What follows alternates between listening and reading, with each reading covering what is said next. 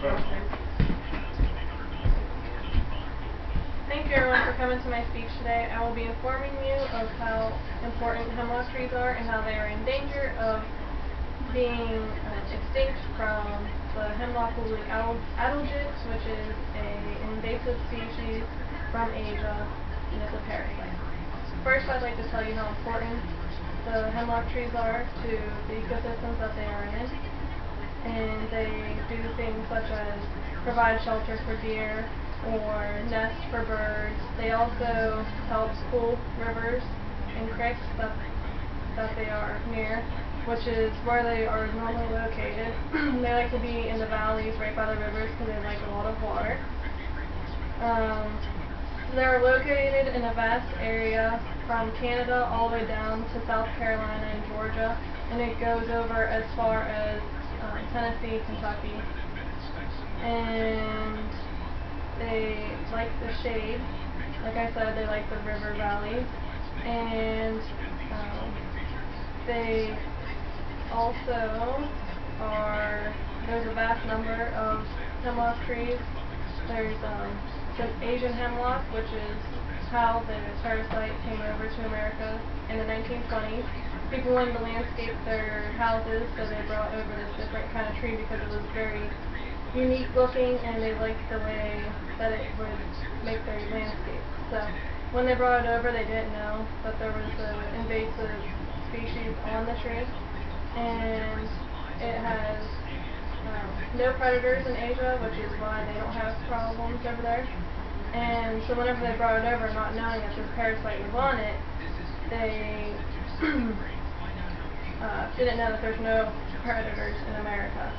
And so this insect has been widely spread throughout the United States where all hemlocks are. And it's destroying all populations, and it's a huge problem now. What they look like are, they have several stages of life.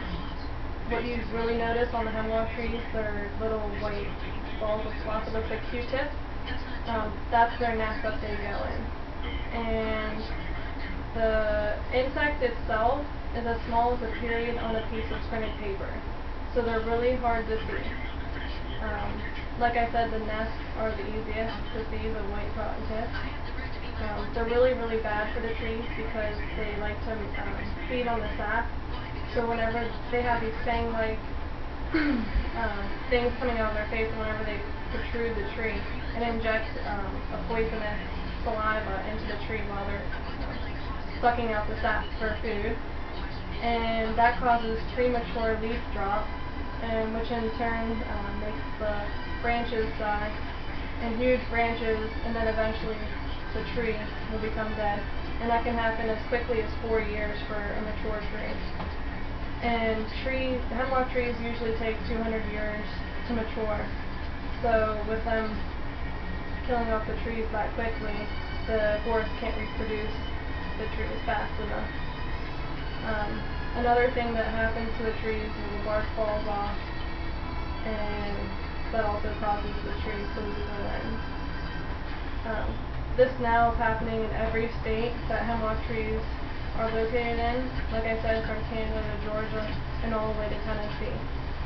There isn't a state with hemlock trees that isn't affected. As stated before, there's no known predators. So what can we do to help keep these insects from killing our native trees? The most important thing is to be knowledgeable about the problem. One way that the insect goes from place to place and is spread throughout all states is firewood. They get into the firewood, and then people transport it from one place to the next, not knowing that it's infected with a parasite, taking it to a completely healthy area, and that, within 4 years it's completely infested and there's nothing you can do about it. Another way is just to manually shake the trees. Once you see the white cotton tips, they're not stuck on there very good, so if you see a tree that's infested, you can literally just go and clear it of the nest. And once they fall on the ground, there's nowhere to feed, so they die. Another thing is to prune the branches. They like to feed on older trees and when the branches are weak and dying, they can take over the tree a lot faster. And to keep healthy trees helps the problem a lot. So watering your trees, making sure they're healthy, pruning it, like I said, helps the population.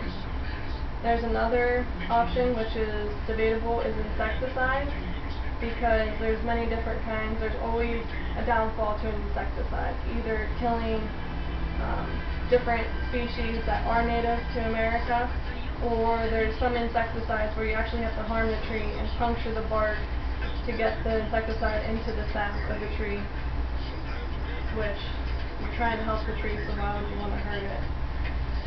Another thing that they're talking about is beetles, introducing beetles, and the little orange ladybug looking beetles that we've all had the last couple of years. That's a former Japanese beetle. They brought them over to help with the hemlock tree infestation, and they do help a little bit, but there's so many hemlock adelgids now that they can't keep up with the population, and now they're just end up being a pest to most people, and that's just another invasive insect that we have to worry about. There's a different beetle that they're trying to introduce, and the problem, actually it looks like it should help a lot because it can survive all of winter, and so it won't just die out. They don't have to keep bringing them back every single year like they've been doing with the other Japanese beetle. The downfall is we don't have any predators in America that will feed on these beetles. So it could just be another invasive species that takes over. Once it does its job, it will become the pest. So they're doing more research to see if there's different types of birds that will eat them. And they have sections where they're doing experiments to see how it is. So in conclusion, everyone needs to be knowledgeable about what's happening with our native hemlocks, how to prevent these insects from destroying our population, because it's dire if the hemlock tree becomes extinct.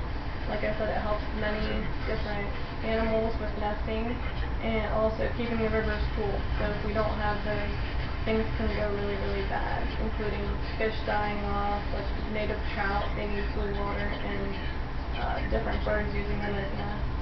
So spread the word, be knowledgeable, and help out any way you can. Thank you.